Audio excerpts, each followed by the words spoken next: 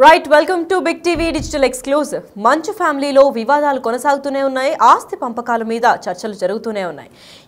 ఇదే పరంగా మనం చూస్తున్నట్లయితే మంచు ఫ్యామిలీలో ఇంకా కొనసాగుతూనే ఉంది. దుమారంగా మారుతుంది వీళ్ళ వివాదాలు. ఆస్తుల పంపకాలపై రకరకాలుగా చర్చలు కూడా కొనసాగుతున్నాయి. ఇదే విధంగా మోహన్ బాబు ఆస్తుల విలువ దాదాపు 600 కోట్ల పైమాటే ఉంటుందని కూడా ఇప్పటిదాకా ఇన్ఫర్మేషన్ ఉంది. ఇటీవలే వివాదాల నేపథ్యంలో పంపకాల గురించి టాపిక్ వచ్చినప్పుడు ఎలా చేస్తారన్న దానిపైన జోరుగా ప్రచారం జరిగింది.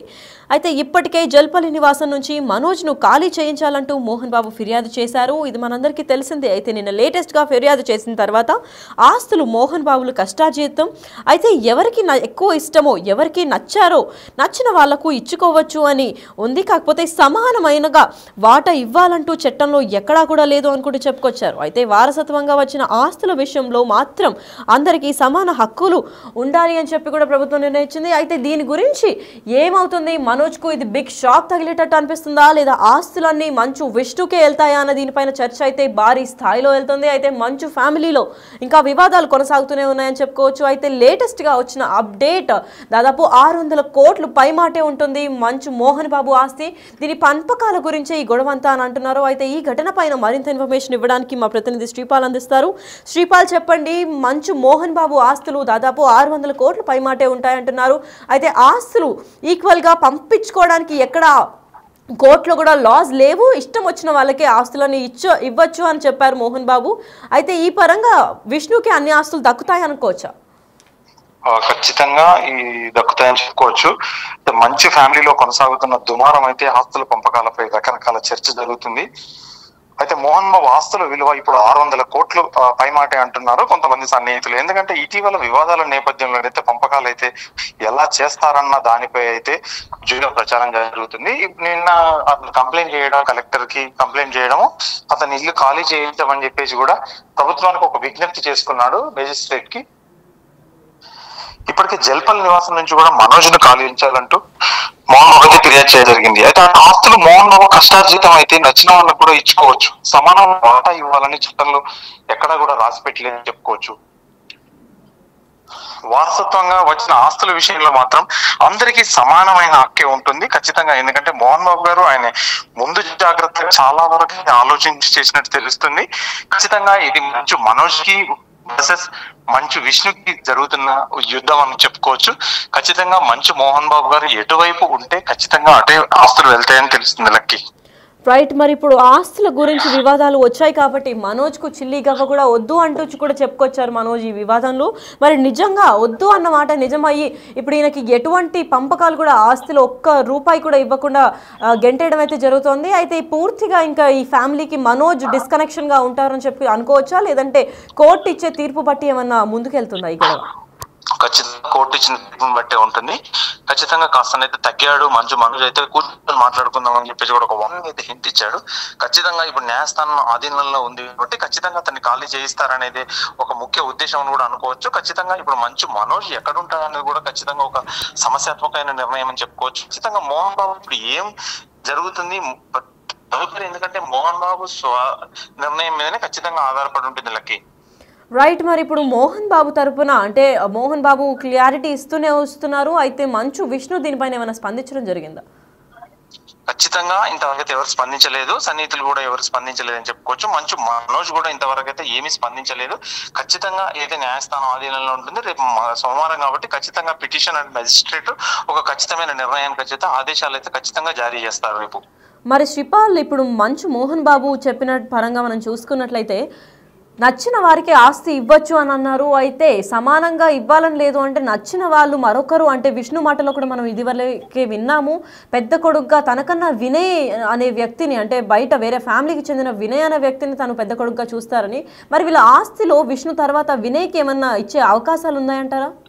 ఖచ్చితంగా అది వినయ్కి ఇస్తారా, లేదంటే మంచు మనోజ్కి ఇస్తారా, విష్ణుకి ఇస్తారా, లేదంటే లక్ష్మికి ఇస్తారా, మంచు లక్ష్మి గారికి అని ఎవరి ఆస్తి ఇస్తానన్న నిర్ణయం అయితే ఖచ్చితంగా ఫైనల్ గా మోహన్ బాబు గారు ఇప్పుడు లైవ్ లో బతికి ఉన్నారు కాబట్టి ఖచ్చితంగా తన నిర్ణయం మీదనే ఆధారపడి ఉంటుంది. ఖచ్చితంగా తన సంపాదన తన కష్టార్జితం కాబట్టి ఖచ్చితంగా తన నిర్ణయం మీదనే ఆధారపడి ఉంటుంది. తను ఎవరికి ఇస్తాడు ఏందనేది కూడా ఖచ్చితంగా మెజిస్ట్రేట్ కూడా ఒక act compulsory senior citizen act కిందనైతే ఖచ్చితంగా నాకు ఈ ఆస్తులు ఇప్పించేలా చూడాలని చెప్పేసి కొడుకుల నుంచి భద్రత కోరుకునే చేయాల్సిందిగా ఖచ్చితంగా గవర్నమెంట్ మోహన్ బాబు గారు మరి వారసత్వంగా వచ్చిన ఆస్తుల విషయంలో మాత్రం అందరికీ సమానమైన హక్కు దక్కాలి అని చెప్పి చట్టం చెప్తుంది. కాబట్టి ఇప్పుడు మంచు మనోజ్ కూడా తిన ఆస్తుల కోసం పోరాటం చేస్తాడనుకోవాలా, లేదంటే సైలెంట్ గా సైడ్ అయిపోతాడని అనుకోవచ్చా?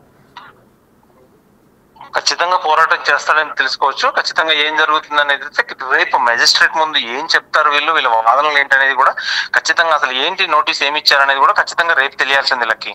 Right, thank you so much for the information Sripal.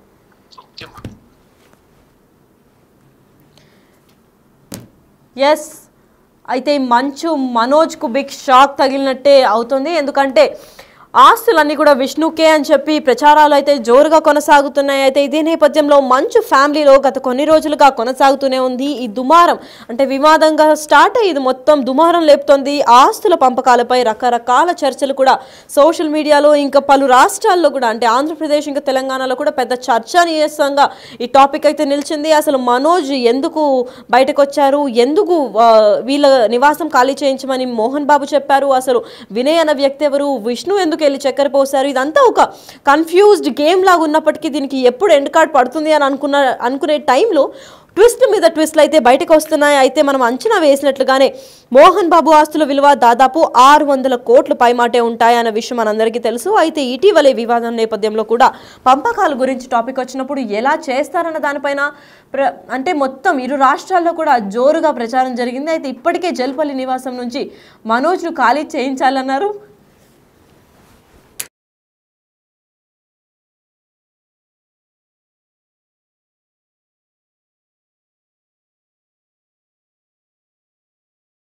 Cinema తీస్తున్నారు, దానికి 200 కోట్లు ఖర్చు పెడుతున్నారు, అది ఎక్కడి నుంచి వస్తుందని కూడా తెలియట్లేదు.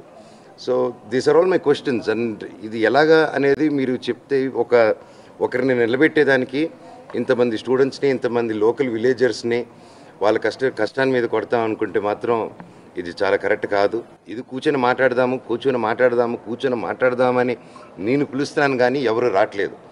అండ్ నేను పారిపోవట్లేదు, నాకు సిగ్గు తలంచుకొని పారిపోవట్లేదు, భయపడి నేను పారిపోవట్లేదు. నేను ఎక్కడ పిలిచినా వస్తాను, మీరు టీవీ ఛానల్కి పిలిచినా వస్తాను, ఎక్కడికి పిలిచినా వస్తాను. నేను కూర్చొని ఎవరితోనైనా మాట్లాడతాను.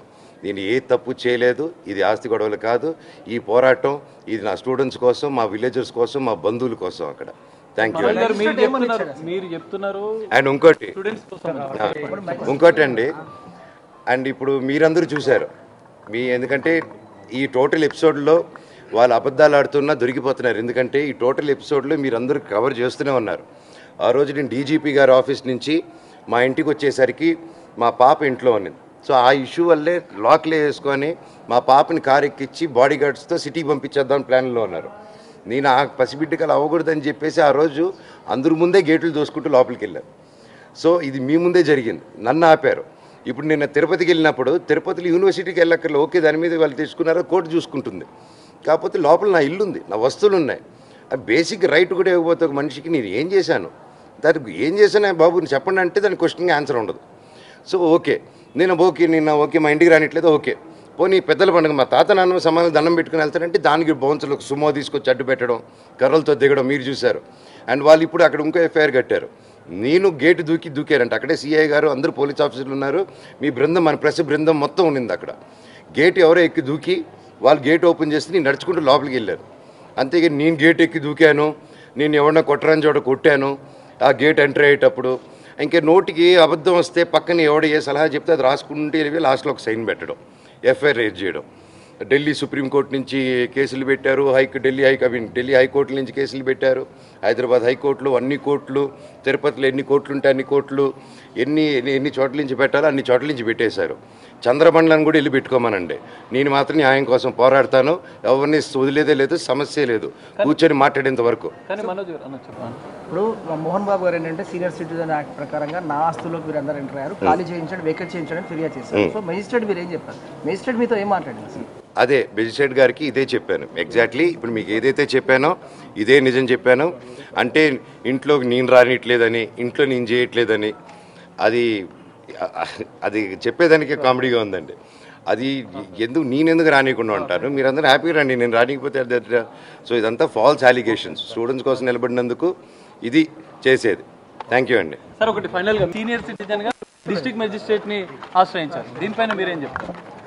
ఇట్స్ ఫాల్స్ అలిగేషన్ అండి. అండ్ దాని ప్రకారం ఇట్స్ ఎ కొలాబరేటివ్ కాంట్రిబ్యూషన్. నేను 10-12 సినిమాలు చేశాను ప్రొడక్షన్లో, లక్ష్మీ ప్రసన్న పిక్చర్స్కి, 24 ఫిల్మ్ ఫ్యాక్టరీకి. బట్ నేను ఏదైనా రూపాయి తీసుకున్నాను వాళ్ళ దగ్గర. అండ్ ఈవెన్ క్యాంపస్ కానీ ఏది కానీ బిల్డ్ చేసేదానికి that's everybody's contribution is they. It's not ఇది అక్క కాంట్రిబ్యూషన్ ఉంది, అన్న కాంట్రిబ్యూషన్ ఉంది, నా కాంట్రిబ్యూషన్ ఉంది, మా బంధువుల కాంట్రిబ్యూషన్ కూడా ఉంది ఈ సంస్థ బిల్డ్ అయ్యేదానికి.